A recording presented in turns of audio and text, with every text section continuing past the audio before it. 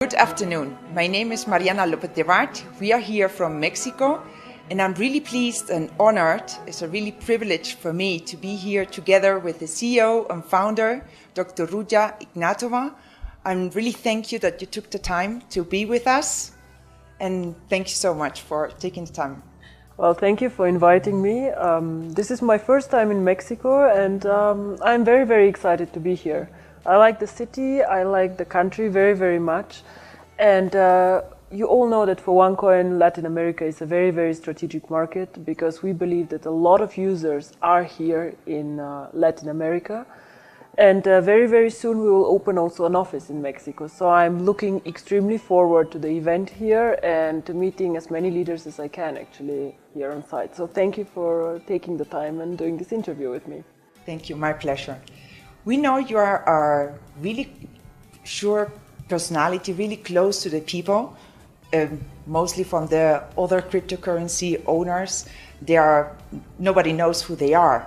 And you, from the first day, you are there, you are really approachable. And we can see you in events, we can see you in meetings. We even saw you and you took the time with us in the head office in Sofia. The purpose also of this interview is that we know a little more about Dr. Ruja Ignatova. We want to know a little bit more about the face and the heart of OneCoin, the cryptocurrency which is revolutionizing the world. Well, I don't think I'm so interesting, but let's see what you want to know. Okay, let's go. Why did you actually choose to be a public personality instead of hiding like other people, like Bitcoin founder, for example? I think why we chose to go this way is because OneCoin is different from Bitcoin. I always say we're very grateful to Bitcoin for being the pioneer in the industry and actually to inventing the blockchain, inventing this concept. But when I started to think about cryptocurrency, I wanted to create a cryptocurrency for the mass market, for everyone. And I believe if you create something good and if you create something big, you not only don't need to be ashamed, but you also don't need to hide. We are very, very proud of our work. We, when I say we, I mean the whole team, the whole, I believe also the whole 2.5 million people who are with us. So how can I expect people to go out and to speak about OneCoin if I would hide and not speak about OneCoin? I'm very proud of what we have created. I am still very pleasantly surprised of the success that we have, and I believe it was the right time for the right idea. And OneCoin is known to be a transparent cryptocurrency and to be an approachable, trustworthy cryptocurrency. And I don't think we would have been where we are if the currency would have no face, if people could not ask questions, if people would not know who we are. Exactly, exactly. The Brexit and the following collapse of the pound is a clear example how fragile our financial system is. Mm-hmm. Where do you think this current financial system is going to? Well, we need a financial system and we need the traditional banks. So traditional banks will never go out of business. But of course, countries always go through crisis. For example, I'm from Eastern Europe. I remember how we went to huge inflation. We have countries where the government is not stable. We have countries where they have different crises. And I do not think that cryptocurrency should compete with fiat currencies. I see cryptocurrency more like virtual gold. There's always have been demand for gold in the world. Why do people buy gold? Because they want to have some security, some independent value from their government or from the fiat money. And this is what I believe is why cryptocurrency is so good. And the second thing, again, you have the limited amount of coins. So you cannot print as many coins as you want, as a lot of, national banks do. So which role do you think OneCoin will play in it? Well, I hope that OneCoin will become the cryptocurrency of the people, like Facebook is the social media of the people of choice. I would like OneCoin not to be a coin for speculators. This currently is maybe Bitcoin, but I would like OneCoin to be a very stable currency, the first choice for merchants, and the first choice for people on the street who want to use cryptocurrency. I see us something like PayPal, like Western Union. This is where I want us to be, where normal people can use it very, very simply. And I hope one day that OneCoin will be the synonym of cryptocurrency and not Bitcoin. So whenever people speak about cryptocurrency, that OneCoin will be one of the big examples they will use. New technologies are still male-dominated industry. How does it feel to be a super boss lady in this field? Not only technology, we still live in a male-dominated society. A lot of the top jobs are actually still with men, but I see more and more women get involved in jobs like this, more and more women having fun and doing things. I, for example, like numbers a lot, yeah? So this is why I chose an industry like this. I like finance, I like numbers. I feel actually very happy to be where I am. I don't know how I would feel if I was a man, but I feel that I do the right things and things that excite me. As long as I like going to work every morning, I'll continue working. According to a recent study from the Cambridge University Economic Department, they said women tend to be more social, a more humanistic vision in economics. But still, 1 of every 4 students are just women. Well, first of all, there's a choice, of course, that we as women make. What do you want to study? And a lot of us still study the softer skills and like education, arts, and so on. I believe it's important that we have equal access to education, very, very important, and somehow that we make also science touchable for girls and for women. So if you're not scared, for example, of maths or computer sciences, of course you as a girl might want to go and try it. So I believe that we as mothers also have to tell our girls that they can do whatever they want. And if they decide to do computer science, beautiful. If they decide to do education to become a teacher, still we should support them. And I do not believe actually that women are softer in business. Ask my people around me. I'm very clear, very focused, and I believe that also some of our men like working also for a woman. It's a good environment that we create, probably a bit more fun, more social, but still work needs to get done. Yeah? Exactly. When did you know exactly you wanted to dedicate yourself to this business? Well, cryptocurrency is not a business that you wake up one day in the morning and decide, oh, I want to do cryptocurrency. I was working for McKinsey and I was doing a lot of banking and insurance at an international level. And I remember when I was reading some article, I was quite frustrated because I felt somehow everything got invented. You know, Facebook, it was invented, Google, the internet, all these cool things, you know, where people come from zero to hero, yeah, were all there and there was nothing left somehow. So I was looking at Bitcoin and in the beginning I did not believe that it will work. I just thought this concept will die, it will not happen. And then the more and more successful it got, the more interested I got into it. And I discovered that there are some very big advantages, but also some disadvantages. It was created, for example, before the terrorism attacks and all these things. So it also was not a mass market currency. And this was actually an opportunity that I saw and I got excited about it once I started thinking where the opportunities are. But to be very, very honest with you, the vision still develops and still gets bigger and more interesting.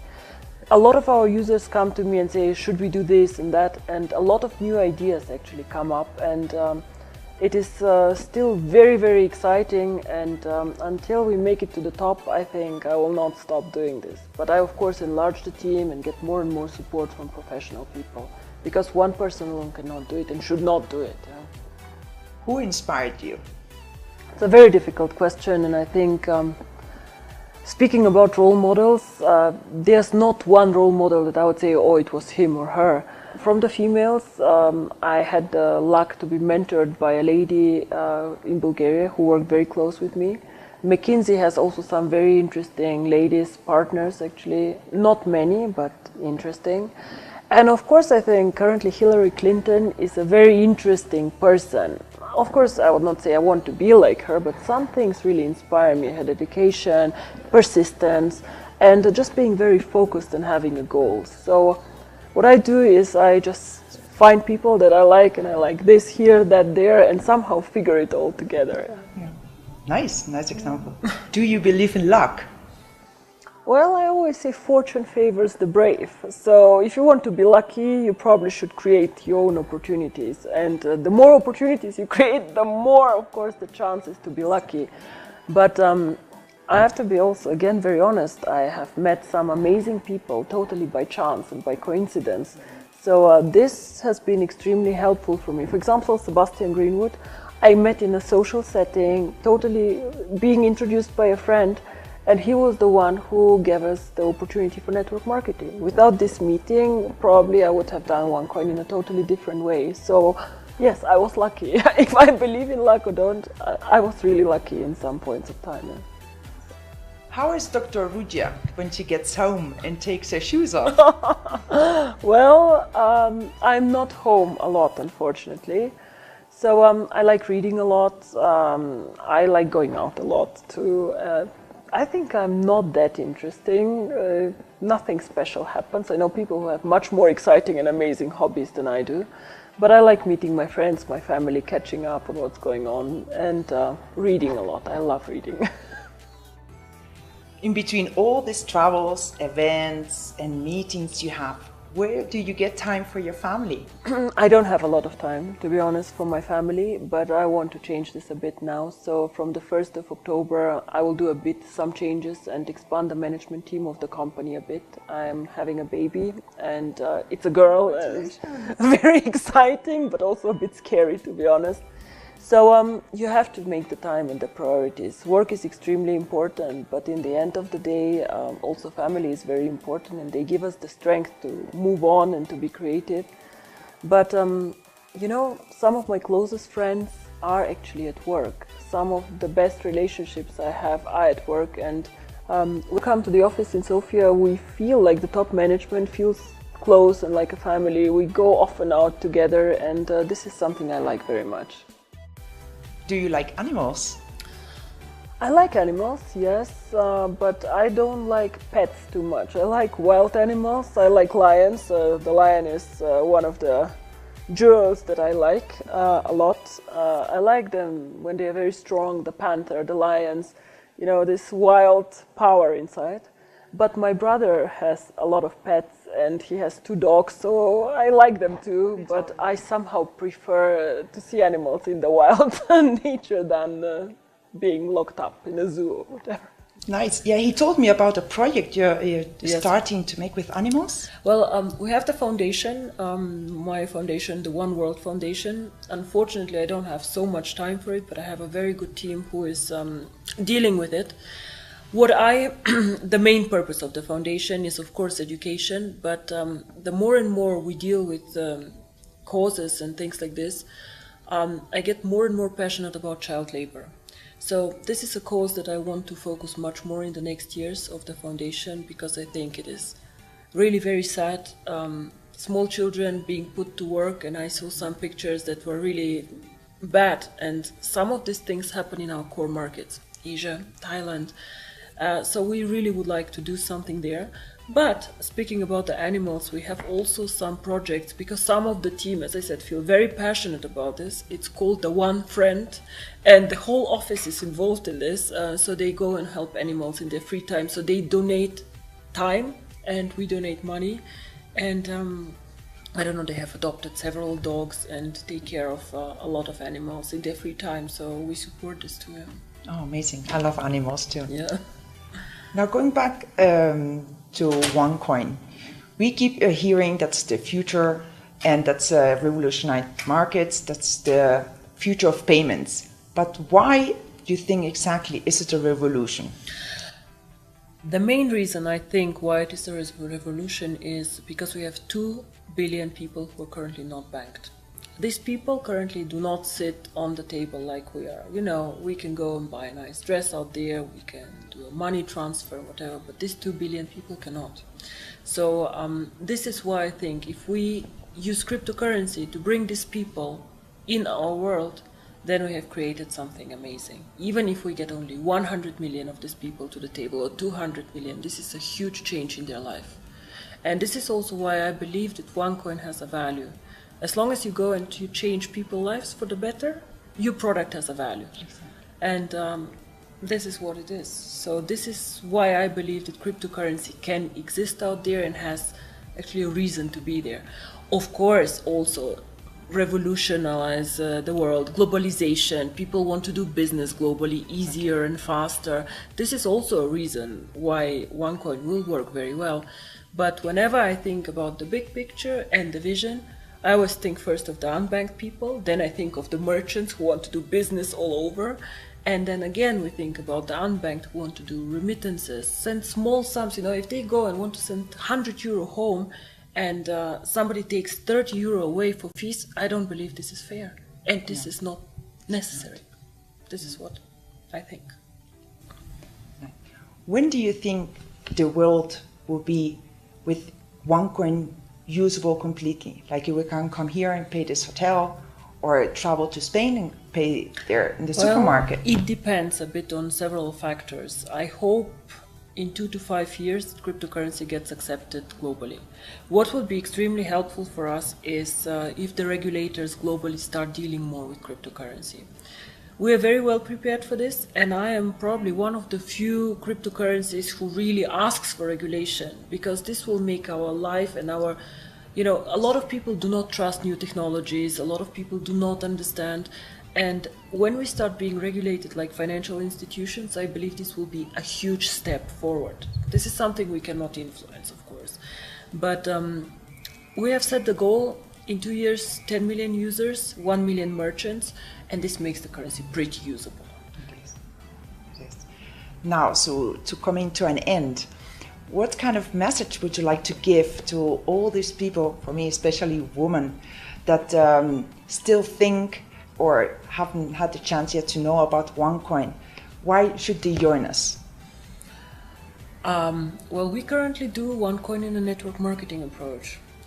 And I believe that women are so communicative and so eager to change the world in a good way. They don't think only about money, they think about the bigger vision. And I really believe that they can join us and they can do very, very good things and also earn money in a way that is very flexible for them and their families.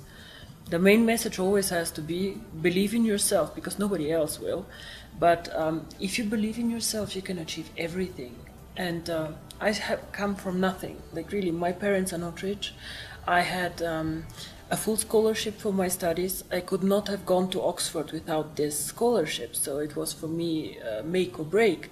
So I'm probably an example how you can make it. My parents are from Eastern Europe.